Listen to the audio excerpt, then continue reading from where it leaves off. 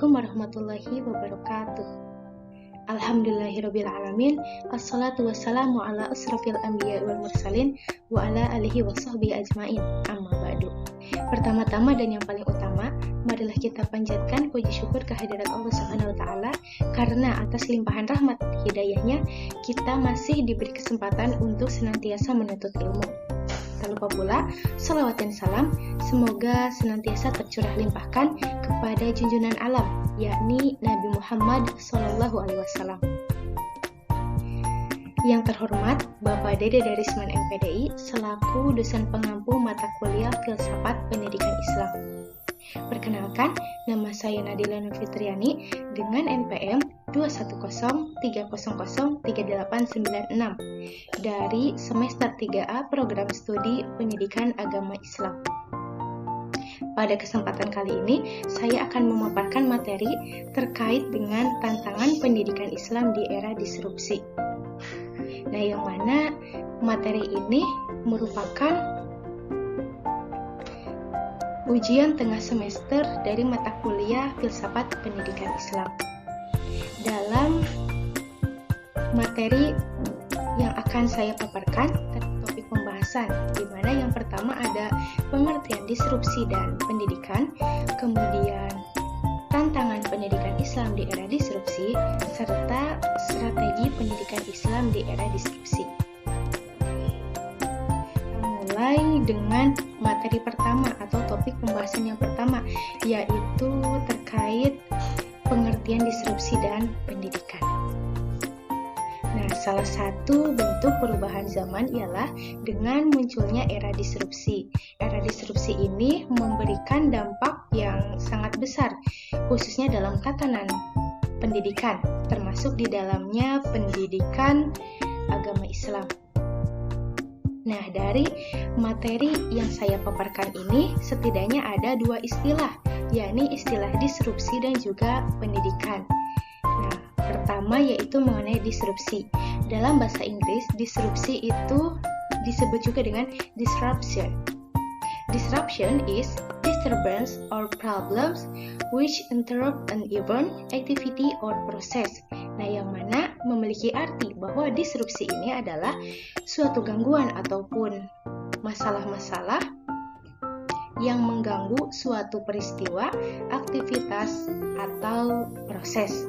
Nah, dalam Kamus Besar Bahasa Indonesia juga diartikan bahwa disrupsi adalah hal yang tercabut dari akarnya.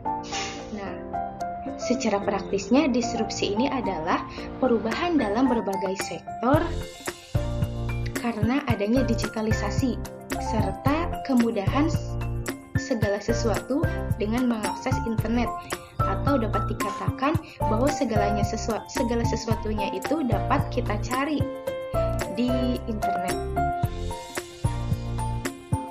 Nah, terkait dengan disrupsi itu sendiri, disrupsi dikatakan berpengaruh dalam kehidupan sehari-hari. Nah, untuk contohnya, misalnya media cetak yang berubah menjadi media online atau situs berita, kemudian ojek pangkalan berubah menjadi ojek online, selanjutnya mall ataupun pasar-pasar yang berubah menjadi toko online, seperti yang tidak asing di kehidupan kita, misalnya dengan adanya aplikasi-aplikasi belanja online seperti Lazada, kemudian ada Shopee, Tokopedia, Bukalapak, dan aplikasi-aplikasi lainnya terkait dengan pembelanjaan online. Nah, munculnya era disrupsi ini diimbangi ataupun dapat dikatakan tidak terlepas dari peran teknologi, informasi, dan juga komunikasi. Seperti halnya dapat kita ketahui bahwa hampir semua masyarakat atau orang-orang yang kita temui itu mempunyai alat untuk mengakses internet, baik berupa smartphone, kemudian laptop, komputer, dan alat yang lainnya yang dapat menunjang untuk mengakses internet. Nah, selanjutnya terkait dengan pendidikan. Nah, menurut Undang-Undang Sisdiknas Nomor 20 Tahun 2003, bahwa yang dinamakan dengan pendidikan adalah usaha sadar dan terencana untuk mewujudkan suasana belajar dan proses pembelajaran, agar peserta didik secara aktif mengembangkan potensi dirinya untuk memiliki kekuatan spiritual keagamaan, pengendalian diri, kepribadian, kecerdasan, akhlak mulia, serta keterampilan yang diperlukan dirinya dan masyarakat. Nah, melalui pengertian pendidikan tersebut, tidak dapat dipungkiri bahwa dalam kehidupan sehari-hari, kita tidak dapat terlepas dari yang namanya pendidikan, karena pendidikan merupakan suatu hal yang dianggap fundamental dalam kehidupan manusia itu sendiri. Nah, melalui pendidikan tersebut, diharapkan dapat menciptakan kader-kader penerus bangsa di masa depan. Pendidikan memiliki tanggung jawab untuk mengawal fitrah setiap anak yang lahir ke dunia. Fitrah yang dimaksud di sini adalah fitrah atau potensi untuk senantiasa menuhankan Allah Subhanahu wa taala serta berakhlakul karimah. Kaitannya dengan disrupsi itu sendiri, dapat kita lihat pengaruh disrupsi dalam dunia pendidikan. Misalnya, siswa dan mahasiswa dengan dapat mendapatkan materi pelajaran ataupun materi perkuliahan melalui internet. Selain itu, guru dan dosen juga dengan mudahnya dapat memberikan bahan ajar ataupun materi pembelajaran melalui pembelajaran secara daring ataupun online, baik itu melalui Google Meet, kemudian Zoom, ataupun Classroom, dan aplikasi-aplikasi lainnya terkait dengan pembelajaran online. Nah, di sini ada beberapa tips dalam menghadapi era disrupsi agar kita tidak kaget dengan adanya perubahan disrupsi ini yang menyangkut dalam kehidupan sehari-hari kita. Nah, yang pertama di sini kita harus peka terhadap lingkungan sekitar. Nah, tentu saja kita harus peka terhadap lingkungan sekitar.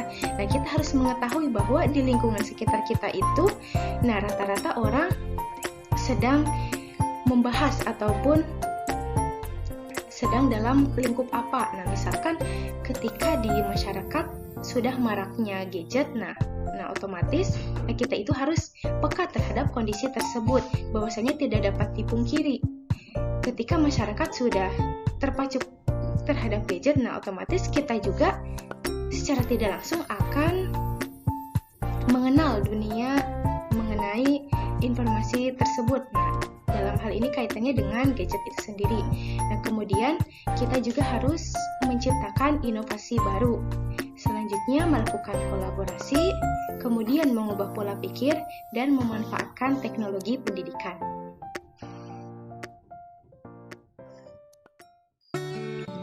Nah, selanjutnya beralih kepada topik pembahasan yang kedua, yaitu mengenai tantangan pendidikan Islam di era disrupsi. Nah, seperti yang telah kita ketahui bahwasannya era disrupsi ini berpengaruh dalam tatanan dunia pendidikan. Nah, khususnya bagi pendidik selaku tokoh penggerak pendidikan itu sendiri. Nah, di era digital ini, yakni di era disrupsi ini, peran pendidik tidak hanya sebagai satu-satunya sumber belajar, mengingat segala sesuatu yang kita inginkan dapat kita akses melalui internet. Nah, jadi pada masa ini peran pendidik itu bukan hanya sebagai sumber belajar, nah tetapi menjadi seseorang yang mengajarkan nilai-nilai etika, kebudayaan, kebijaksanaan, pengalaman, dan sebagainya, karena nilai-nilai inilah yang tidak dapat kita akses ataupun tidak dapat diajarkan oleh internet. Nah, meskipun secara garis besar untuk teori-teorinya dapat kita pahami atau dapat kita baca melalui internet. Nah, dengan adanya digitalisasi ini semakin memudahkan proses pembelajaran, mengingat adanya pendidikan yang berbasis online. Nah, namun demikian, pendidikan secara online ini meskipun dikatakan mudah dalam proses pembelajarannya karena tidak terpaut jarak dan juga tempat, nah akan tetapi tetap saja tidak dapat dihindari dari apa yang namanya tantangan. Nah, sama halnya dalam pendidikan Islam di era disrupsi ini terdapat setidaknya 3 tantangan pendidikan yang harus dihadapi.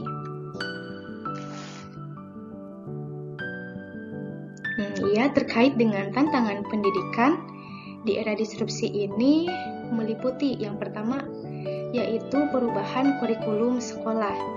Nah, menurut Totok Suprayitno selaku Kepala Badan Penelitian dan Pengembangan Kemendikbud mengatakan bahwa pembuatan kurikulum sekolah yakni selama sekolah online harus mengikuti perkembangan zaman, yaitu guru-guru ditantang untuk menyiapkan kurikulum di mana anak-anak memiliki pemikiran yang antisipatif, kreatif, kritis, analitis dalam pemecahan masalah, berinovasi dan memiliki karakter yang dapat beradaptasi untuk hal-hal baru yang tidak terduga.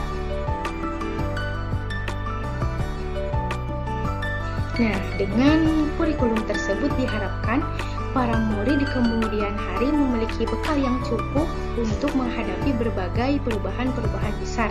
Nah, selanjutnya tantangan yang kedua yaitu terkait dengan pembelajaran. Nah, apabila guru masih menyampaikan materi yang hanya tertulis di buku, maka tidak ada bedanya dengan internet. Nah, para murid dapat mencari sendiri informasi yang mereka inginkan secara lengkap dan mudah melalui internet tanpa bantuan guru. Nah, untuk itu, para guru diminta untuk kreatif dan inovatif dalam menyampaikan bahan ajar ataupun dalam proses pembelajaran. Bahkan, siswa dituntut aktif dalam proses pembelajaran. Jadi, siswa itu bukan hanya sekedar mendengar materi dari guru ataupun dari seorang pendidik. Dan untuk tantangan yang ketiga yaitu mengenai pemberian tugas atau asesmen. Nah, untuk mengetahui seberapa keberhasilan suatu sistem belajar, maka para murid harus disiapkan tugas ataupun asesmen oleh seorang pendidik.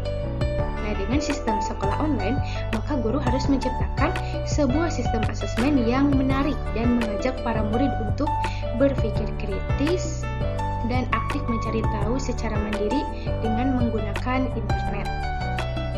Nah, sama halnya dalam konteks pendidikan Islam, adanya arus teknologi yang begitu cepat menuntut dunia pendidikan agama Islam untuk segera melakukan perubahan model pembelajaran agar lebih kreatif, inovatif, dan juga interaktif. Nah, hal tersebut perlu dilakukan agar pendidikan agama Islam senantiasa siap menghadapi era disrupsi yang berkarakteristik, yang mana serba cepat dengan memiliki mobilitas tinggi. Karenanya, peran pendidik yang cerdas dan tanggap akan kemajuan sangat dibutuhkan guna terciptanya sistem pendidikan yang adaptif dengan perkembangan zaman. Selain itu, dunia pendidikan Islam juga harus melakukan inovasi pembelajarannya, inovasi yang terfokus pada model pembelajaran serta dapat menyesuaikan dengan kemajuan teknologi yang terjadi.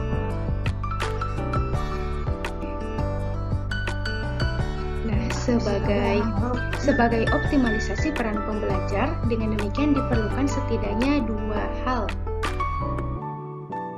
Nah, untuk yang pertama yaitu dalam kebangunan mindset, yaitu untuk menerima secara cakap dan lebih berani melakukan inovasi pembelajaran sesuai kemajuan teknologi informasi.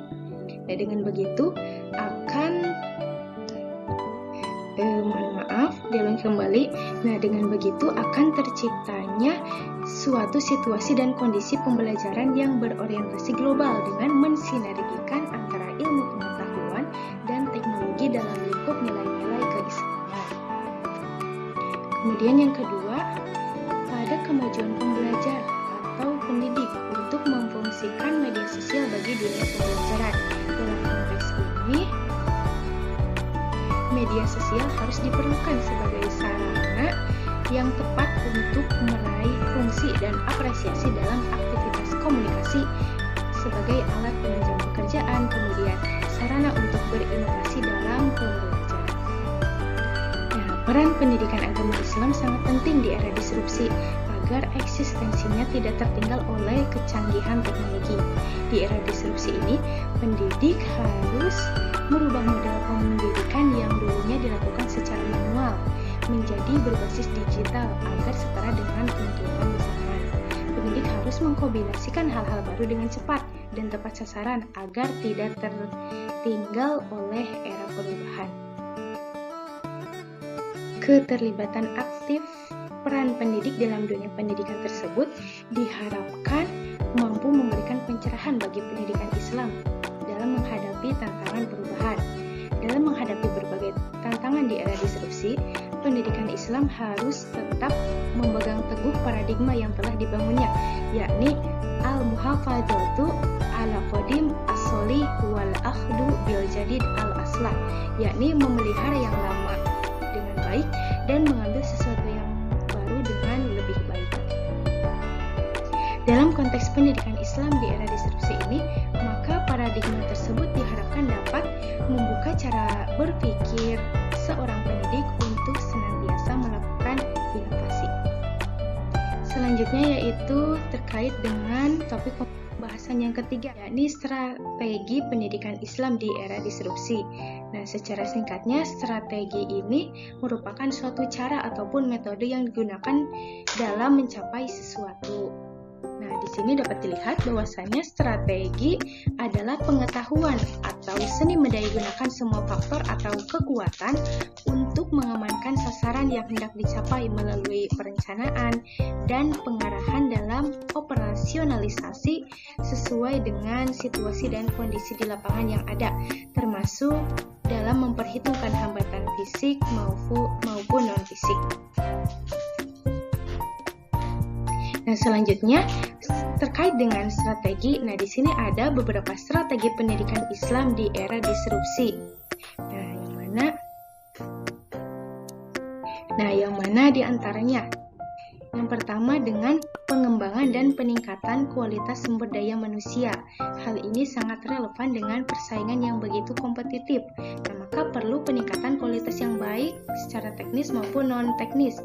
Nah, kompetensi yang harus dimiliki di era disrupsi ini yaitu complex problem solving, critical thinking, creativity, coordinating with other, cognitive flexibility. Nah, kemudian yang kedua yaitu meningkatkan sarana dan prasarana berbasis teknologi digital yang mana akan meningkatkan akses dan juga jangkauan pendidikan Islam.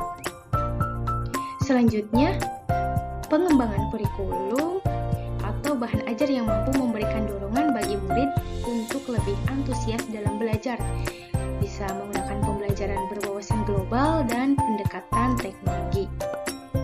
Kemudian meningkatkan imun spiritualitas agar terbentuknya akhlak atau karakter yang kuat guna menghadapi era disrupsi. Kemudian ada juga evaluasi dan kontrol sehingga hasil kinerja bisa terpantau dan bisa dibandingkan dengan kinerja yang diinginkan.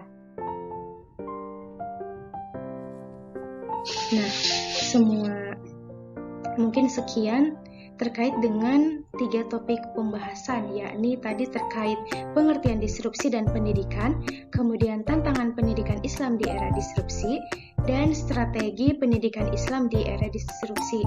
Nah, dapat disimpulkan bahwa yang dinamakan dengan disrupsi ini adalah ketergantungan atau tidak bisa dipisahkannya seseorang dari akses internet ataupun hal-hal yang berkaitan dengan internet. Nah, terkait dengan era disrupsi ini berpengaruh dalam proses pendidikan dan juga menimbulkan tantangan-tantangan bagi pendidikan Islam di era disrupsi itu sendiri. Nah, yang tadi meliputi adanya perubahan kurikulum sekolah, kemudian dalam pembelajaran, serta dalam pemberian tugas ataupun asesmen.